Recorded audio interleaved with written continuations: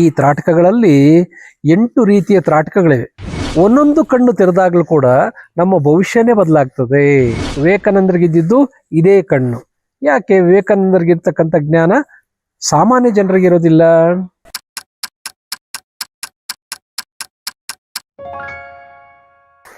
ನಮಸ್ತೆ, ನಾನು ನಿಮ್ಮ ಪ್ರೀತಿಯ ರಾಮಚಂದ್ರ ಗುರೂಜಿ.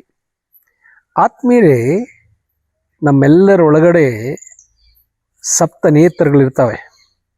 ದೇಹದ ಕಣ್ಣು, ನೆನಪಿನ ಕಣ್ಣು, ಸ್ವಪ್ನದ ಕಣ್ಣು, ಹಾಗೆ ಕಲ್ಪನಾ ಚಕ್ಷು, ಭಯದ ಕಣ್ಣು, ಭಕ್ತಿಯ ಕಣ್ಣು ಮತ್ತು ಜ್ಞಾನ ಚಕ್ಷು. ಹೀಗೆ ಸಪ್ತ ಶರೀರಗಳಲ್ಲಿ ಸಪ್ತ ನೇತ್ರಗಳಿರ್ತವೆ. ಆದರೆ ಭಾಳಷ್ಟು ಜನ ಈ ದೇಹದ ಕಣ್ಣುಗಳಿಂದನೇ ಜೀವನ ಮಾಡೋದರಿಂದ ಅವರು ತಾವು ಅಂದ್ಕೊಂಡಿದ್ದನ್ನು, ಉನ್ನತವಾದ್ದನ್ನು ಸಾಧಿಸಲಿಕ್ಕೆ ಆಗೋದಿಲ್ಲ. ಯಾಕಂದರೆ ಈ ದೇಹದ ಕಣ್ಣುಗಳಿಗೂ ನಮ್ಮ ಮನಸ್ಸಿಗೂ ನೇರವಾದ ಸಂಬಂಧ ಇದೆ. ನಮ್ಮ ಆಲೋಚನೆಗಳೆಲ್ಲ ಕಣ್ಣಿನ ಮೂಲಕ ವ್ಯಕ್ತವಾಗ್ತವೆ, ಪಂಚೇಂದ್ರಿಯಗಳ ಮೂಲಕ ವ್ಯಕ್ತವಾಗ್ತವೆ. ಆದರೆ ಆಲೋಚನೆಗಳಿಂದ ಏನಾದರೂ ದೊಡ್ಡದನ್ನು ಸಾಧಿಸ್ಬೋದೇ ಅಂತಂದರೆ ಅಂಥ ಮಹತ್ತರವಾದ್ದನ್ನು ಏನನ್ನೂ ಸಾಧಿಸಲಿಕ್ಕೆ ಸಾಧ್ಯ ಇಲ್ಲ ಅಂತ ವಿಜ್ಞಾನ ಹೇಳುತ್ತೆ. ಯಾಕೆ ಹೇಳುತ್ತೆ ಅಂತಂದರೆ, ಬಡ ರೈತನಿಗೂ ಇರೋದು ಅದೇ ಭೌತಿಕ ಕಣ್ಣುಗಳು, ಎಲಾನ್ ಮಸ್ಕ್ಗೂ ಇರ್ತಕ್ಕಂಥದ್ದು ಇದೇ ಕಣ್ಣುಗಳು. ಆದರೆ ಎಲಾನ್ ಮಸ್ಕು ಈ ಭೌತಿಕ ಚಕ್ಷುಗಳಿಂದ ಅಷ್ಟು ಉನ್ನತವಾದ್ದನ್ನು ಸಾಧಿಸ್ಲಿಕ್ಕಾಯ್ತಾ ಅಂತಂದರೆ ಖಂಡಿತ ಇಲ್ಲ. ವಿವೇಕಾನಂದರಿಗಿದ್ದು ಇದೇ ಕಣ್ಣು. ಯಾಕೆ ವಿವೇಕಾನಂದರಿಗಿರ್ತಕ್ಕಂಥ ಜ್ಞಾನ ಸಾಮಾನ್ಯ ಜನರಿಗಿರೋದಿಲ್ಲ? ಬಸವಣ್ಣವ್ರಿಗಿದ್ದು ಇದೇ ಕಣ್ಣು. ಆದರೆ ಬಸವಣ್ಣವ್ರಿಗಿದ್ದಂತಹ ಆ ಜ್ಞಾನ ಎಲ್ಲರಿಗೂ ಯಾಕಿಲ್ಲ?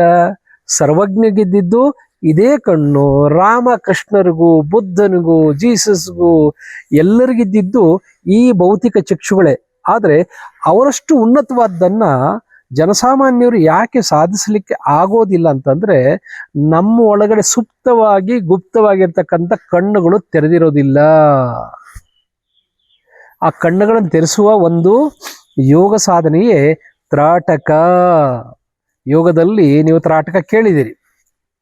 ಈ ತ್ರಾಟಕಗಳಲ್ಲಿ 8 ರೀತಿಯ ತ್ರಾಟಕಗಳಿವೆ. ಜ್ಯೋತಿ ತ್ರಾಟಕ, ಬಿಂದು ತ್ರಾಟಕ, ಬಿಂಬ ತ್ರಾಟಕ, ಪ್ರತಿಬಿಂಬ ತ್ರಾಟಕ, ಸೂರ್ಯ ತ್ರಾಟಕ, ಚಂದ್ರ ತ್ರಾಟಕ, ವಸ್ತ್ರ ತ್ರಾಟಕ, ಮೂರ್ತಿ ತ್ರಾಟಕ. ಹೀಗೆ ಒಂದು 8 ರೀತಿಯ ದರ್ಪಣ ತ್ರಾಟಕ ಕೂಡ ಇದೆ. ಈ ಎಲ್ಲದರಲ್ಲಿ ಶ್ರೇಷ್ಠವಾದ್ದು ಜ್ಯೋತಿ ತ್ರಾಟಕ ಮತ್ತು ಬಿಂದು ತ್ರಾಟಕ. ಸಂಮೋಹನ ಭಾಷೆಯಲ್ಲಿ ಗೇಜಿಂಗ್ ಹಿಪ್ನೋಸಿಸ್ ಅಂತಾರೆ. ಅಂದರೆ ನಿಮ್ಮ ಸುಪ್ತ ಮನಸ್ಸನ್ನು ಓಪನ್ ಮಾಡಲಿಕ್ಕೆ ಅಥವಾ ಆಕ್ಟಿವೇಟ್ ಮಾಡಲಿಕ್ಕೆ ಒಂದು ಬಿಂದು ತ್ರಾಟಕ ಭಾಳ ಹೆಲ್ಪ್ ಆಗತ್ತೆ. ಅದನ್ನೇ ಸ್ವಲ್ಪ ವೈಜ್ಞಾನಿಕವಾಗಿ ತ್ರಾಟಕ ವಿದ್ಯೆಯನ್ನು ಜನರಿಗೆ ಕೊಟ್ಟವರು ಬಸವಣ್ಣವರು.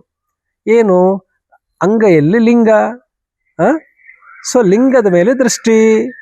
ತದೇಕ ಚಿತ್ತದಿಂದ ಲಿಂಗವನ್ನೇ ನೋಡ್ತಾ ಇದ್ರೆ ಈ ಭೌತಿಕ ಚಕ್ಷುಗಳಿಗೆ ಕನೆಕ್ಟ್ ಆಗಿರತಕ್ಕಂಥ ಅನೇಕ ಒಳಗಣ್ಣುಗಳು ತೆರೀತವೆ. ಅಂದರೆ ಒಳಕಣ್ಣುಗಳನ್ನು ತೆರೆಸುವ ಒಂದು ಪ್ರಕ್ರಿಯೆಯೇ ತ್ರಾಟಕ.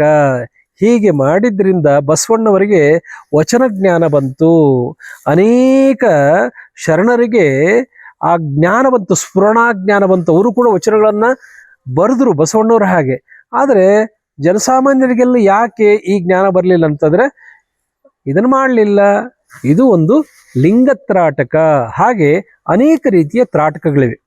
ನಾನು ಆ ತ್ರಾಟಕಗಳನ್ನು ರೆಕಮೆಂಡ್ ಮಾಡ್ತಕ್ಕಂಥದ್ದು ಓಂ ಜ್ಯೋತಿ ತ್ರಾಟಕ, ಓಂ ತ್ರಾಟಕ ಅಂತ ಒಂದಿದೆ. ಸೊ ನಿಮಗೆ ಲಿಂಕ್ ಹಾಕಿರ್ತಾರೆ, ಅಲ್ಲಿ ಒಂದು ಲಿಂಕಲ್ಲಿ ನಿಮಗೆ ಆ ಪ್ರಾಕ್ಟೀಸು ಹೇಗೆ ಮಾಡೋದು ಓಂ ತ್ರಾಟಕ ಅಂದರೆ ತ್ರಾಟಕ ಮಾಡ್ತಾ ಓಂಕಾರವನ್ನು ಹೇಳುವುದು ಇನ್ನೂ ಸ್ವಲ್ಪ ಅಡ್ವಾನ್ಸ್. ಈ ತ್ರಾಟಕ ಯಾಕೆ ಮಾಡಬೇಕು ಅಂತಂದರೆ, ನಾ ಹೇಳ್ದನಲ್ಲ, ಒಳಗಡೆ ಸುಪ್ತವಾಗಿ ಗುಪ್ತವಾಗಿರ್ತಕ್ಕಂಥ ಒಳಕಣ್ಣುಗಳು ತೆರೆಸುವ ಪ್ರಕ್ರಿಯೆ ಈ ತ್ರಾಟಕದ ಮೂಲಕ ಆಗ್ತದೆ. ಒಂದೊಂದು ಕಣ್ಣು ತೆರೆದಾಗಲೂ ಕೂಡ ನಮ್ಮ ಭವಿಷ್ಯನೇ ಬದಲಾಗ್ತದೆ. ನಮ್ಮ ಆಲೋಚನೆಗಳು ಜಾಗದಲ್ಲಿ ನಮ್ಮ ಐಡಿಯಾಗಳು ಬರ್ತವೆ, ಇಂಟ್ಯೂಷನ್ಸ್ ಬರ್ತವೆ, ಪ್ರೆಮೋನೇಷನ್ಸ್ ಬರ್ತವೆ. ವೇದಗಳೆಲ್ಲ ಹಾಗೆ ಬಂದಿದ್ದು. ಅಂದರೆ ಇಂಟ್ಯೂಷನಲ್ ಫ್ಲ್ಯಾಶ್ ಅಂತಾರೆ, ಸ್ಫುರಣ ಜ್ಞಾನ ಅಂತ ಹೇಳ್ತೀವಿ. ನಮ್ಗೆ ಏನೇನು ಪ್ರಶ್ನೆಗಳಿವೆ ಅದು ನಮ್ಮ ಆಲೋಚನೆಗಳ ಮೂಲಕ ಹೊರಹೊಮ್ಮತವೆ. ಆದರೆ ಅವೆಲ್ಲಕ್ಕೂ ನಮ್ಮಲ್ಲೇ ಉತ್ತರಗಳಿವೆ. ಆ ಉತ್ತರಗಳು ಹೊರ ಬರಬೇಕಾದ್ರೆ ನಮ್ಮೊಳಗಿನ ಆ ಸುಪ್ತ ಗುಪ್ತ ನೇತ್ರಗಳು ಓಪನ್ ಆಗಬೇಕು. ಆ ನೇತ್ರಗಳನ್ನು ಓಪನ್ ಮಾಡ್ತಕ್ಕಂಥ ಈ ಸಾಧನೆಯೇ ತ್ರಾಟಕ ಸಾಧನೆ. ಸೊ ಹಾಗಾಗಿ ನೀವು ತ್ರಾಟಕ ಒಂದು ಪ್ರತಿದಿನ ನಿಯಮಿತವಾಗಿ ನಿಯಮಗಳನುಸಾರವಾಗಿ ಗುರುಗಳ ಮಾರ್ಗದರ್ಶನದಲ್ಲಿ, ನೀವು ಯಾವುದೇ ಗುರುಗಳ ಮಾರ್ಗದರ್ಶನ ತಗೋಬೋದು. ಯೋಗ ಟೀಚರ್ಸ್ಗೆಲ್ಲ ತ್ರಾಟಕ ಅನ್ನೋದು ಗೊತ್ತಿರ್ತದೆ. ಸೊ ಹೆಚ್ಚಾಗಿ ಅವರು ಪ್ರಿಫರ್ ಜ್ಯೋತಿ ತ್ರಾಟಕ. ನಿಮ್ಮಿಂದ 2-2.5 ಅಡಿ ದೂರ ಈ ಕಣ್ಣಿನ ಹುಬ್ಬಿನ ಅಂತರಕ್ಕೆ ಒಂದು ಕ್ಯಾಂಡಲನ್ನು ಫಿಕ್ಸ್ ಮಾಡಿ, ಅದು ಗಾಳಿಗೆ ಅಲುಗಾಡಬಾರ್ದು, ಅದು ಸ್ಥಿರವಾಗಿ ಉರಿತಾ ಇರಬೇಕು. ಹಾಗೆ ಉರಿಯುವಾಗ ಜ್ಯೋತಿಯ ತುದಿ ಇದೆಯಲ್ಲ, ಸೂಜಿಯಷ್ಟು ಚೂಪಾಗಿರ್ತದೆ. ಗಾಳಿ ಇಲ್ಲದೆ ಇದ್ದಾಗ ಅದು ನೇರವಾಗಿ ನಿಂತ್ಕೊಂಡಿರ್ತದೆ. ನಮ್ಮ ದೃಷ್ಟಿಯನ್ನು ಕಣ್ಣುಗಳನ್ನು ಪಿಳಿಕಿಸದೆ ಆ ಮನುಷ್ಯಾದ ಆ ತುದಿಯ ಮೇಲೆ 3-4 ನಿಮಿಷಗಳ ಕಾಲ ಇಟ್ಟರೆ ಕಣ್ಣುಗಳು ಸ್ವಲ್ಪ ಭಾರ ಆಗ್ತವೆ, ಕಣ್ಣುಗಳು ಉರಿ ಆಗ್ತವೆ. ಪ್ರಾರಂಭದಲ್ಲಿ ಕಣ್ಣಿಂದ ನೀರು ಬರ್ತದೆ. ಆದರೆ ವಿಚಲಿತರಾಗದೆ, ಕಣ್ಣುಗಳನ್ನು ಬ್ಲಿಂಕ್ ಮಾಡದೆ, ಎವೆಯಿಕ್ಕದೆ 3 ನಿಮಿಷದಿಂದ ಸ್ಟಾರ್ಟ್ ಮಾಡಿ ದಿನಂಪ್ರತಿ ಸಾಧನೆ ಆಗ್ತಾ ಇದ್ದಾಗೆ ಅವಧಿಯನ್ನು ಜಾಸ್ತಿ ಮಾಡ್ಕೊಳ್ತಾ ಹೋಗೋದು. ಇಲ್ಲಿ ಬಹಳ ಮುಖ್ಯವಾದ್ದು ಈ ಸಾಧನೆಯಲ್ಲಿ ನಾವು ಎಷ್ಟೊತ್ತು ಬಿಂದುವನ್ನಾಗಲಿ, ಅಥವಾ ಸೂರ್ಯ ತ್ರಾಟಕ ಕೂಡ ಇದೆ, ಅಥವಾ ಜ್ಯೋತಿ ತ್ರಾಟಕ ಇದೆ, ಅದನ್ನು ನೋಡ್ತೇವೋ ಎವೆಯಿಕ್ಕದೆ ಅಷ್ಟೊತ್ತು ಮತ್ತೆ ಕಣ್ಣನ್ನು ಮುಚ್ಚಬೇಕು. ಕಣ್ಣುಗಳನ್ನು ಉಜ್ಜಬಾರ್ದು ಕಣ್ಣಲ್ಲಿ ನೀರು ಬಂದರೆ. ಸೊ 3 ನಿಮಿಷ ನೋಡಿದ್ರೆ 3 ನಿಮಿಷ ಕಣ್ಣುಗಳಿಗೆ ವಿಶ್ರಾಂತಿ ಕೊಡಬೇಕು. ವಿಶ್ರಾಂತಿ ಕೊಡದೇ ಇದ್ರೆ ಏನಾಗುತ್ತೆ, ಮೈಗ್ರೇನ್ ಬರ್ಬೋದು, ಹೆಡೇಕ್ ಬರ್ಬೋದು. ಹಾಗಾಗಿ ಆ ದೃಷ್ಟಿ ದೋಷ ಇರ್ತಕ್ಕಂಥವರು, ಪವರ್ ಇರ್ತಕ್ಕಂಥವರು ಅದನ್ನು ಗುರುಗಳ ಮಾರ್ಗದರ್ಶನದಲ್ಲಿ ಮಾಡಿದ್ರೆ ಒಳ್ಳೆಯದು. ಬಾಕಿದವರೆಲ್ಲ ದೃಷ್ಟಿ ನಂಗೆ ಚೆನ್ನಾಗಿದೆ ಅಂತಂದರೆ ಅಭ್ಯಾಸ ಮಾಡ್ಬೋದು. ಸೊ ಹೀಗೆ ಒಂದೇ ದಿವಸಕ್ಕೆ ಅವಧಿಯನ್ನು ಜಾಸ್ತಿ ಮಾಡಬಾರ್ದು. ಸೊ ಒಂದು 3 ತಿಂಗಳಿಗೆ 1 ನಿಮಿಷ ಆ್ಯಡ್ ಮಾಡ್ಕೊಂಡು ಹೋಗ್ತಾ ಇದ್ದರೆ, ನಾನು ಅಶ್ಯೂರ್ಡಾಗಿ ಹೇಳ್ತೀನಿ, 1 ವರ್ಷ ನಿಯಮಿತವಾಗಿ ಸಾಧನೆ ಮಾಡಿದವ್ರಿಗೆ ಅತ್ಯಂತ ಆಳದಲ್ಲಿರ್ತಕ್ಕಂಥ ಆ ಸುಪ್ತ ನೇತ್ರಗಳು ಕೂಡ ಖಂಡಿತವಾಗಿ ಓಪನ್ ಆಗ್ತವೆ. ಸೊ ಅಂತಹ ಮಹತ್ತರವಾದ ವಿದ್ಯೆ ತ್ರಾಟಕ ವಿದ್ಯೆ. ಇದು ಬ್ರಹ್ಮವಿದ್ಯೆಯ ಒಂದು ಭಾಗವೇ. ಸ್ಥಿರ ದೃಷ್ಟಿ ಇದ್ದರೆ, ನೀವು ಪ್ರಜಾಪಿತ ಬ್ರಹ್ಮಕುಮಾರಿ ಅಂತ ಒಂದು ಸಂಸ್ಥೆ ಇದೆ. ಅವರೇನು ಮಾಡ್ತಾರೆ, ಅವರು ಒಂದು ಬಿಂದುವನ್ನು ಕಾನ್ಸಂಟ್ರೇಟ್ ಮಾಡ್ತಾರೆ. ಆದ್ದರಿಂದ ಎಷ್ಟೋ ಆ ಒಂದು ಸಾಧಕರಿಗೆ ಅವರಿಗೆ ಬ್ರಹ್ಮಜ್ಞಾನ ಓಪನ್ ಆಗ್ತದೆ, ಅವರಲ್ಲಿ ಆ ಸ್ಫುರಣ ಜ್ಞಾನ ಬರ್ತದೆ, ಅವರಿಗೊಂದು ವಿಶೇಷವಾದ ಜ್ಞಾನ ಅವರ ಮಸ್ತಕಕ್ಕೆ ಹರಿದು ಬರ್ತದೆ. ಅಂತಹ ವಿದ್ಯೆ ಇದು. ಬಸವಣ್ಣವರು ಈ ರೀತಿ ಇಂಟ್ರೊಡ್ಯೂಸ್ ಮಾಡಿದ್ರು. ಯೋಗಶಾಸ್ತ್ರದಲ್ಲಿ ಇದೆ ಇದು. ಜ್ಯೋತಿ ತ್ರಾಟಕ ಇದೆ, ಸಂಮೋಹನದಲ್ಲಿ ಬಿಂದು ತ್ರಾಟಕ ಇದೆ, ಅಧ್ಯಾತ್ಮ ಶಾಸ್ತ್ರದಲ್ಲಿ ಅನೇಕ ರೀತಿಯ ತ್ರಾಟಕಗಳಿವೆ.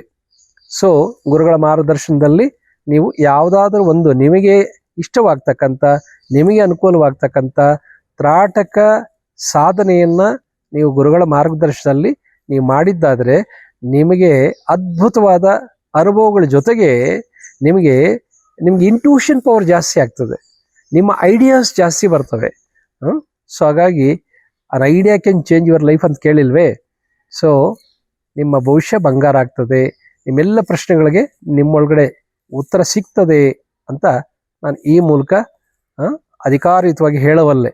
ಸೊ ಸಾಧನೆ ಮಾಡಿ ನಿಮ್ಮ ಔನ್ನತ್ಯವನ್ನು ನೀವೇ ಕಂಡುಕೊಳ್ಳಿ ಅಂತ ಈ ಮೂಲಕ ಹೇಳ್ತಾ, ಆತ್ಮೀಯರೇ, ಹೆಚ್ಚಿನ ಮಾಹಿತಿಗೆ hanumalaya.org ನೀವು ಲಾಗಿನ್ ಆಗ್ಬೋದು. ಅದರಲ್ಲಿ ಕೂಡ ಓಂ ತ್ರಾಟಕ ಇದೆ, ಬೇರೆ ಬೇರೆ ನಮ್ಮ ಕ್ಲಾಸ್ಗಳಿದೆ.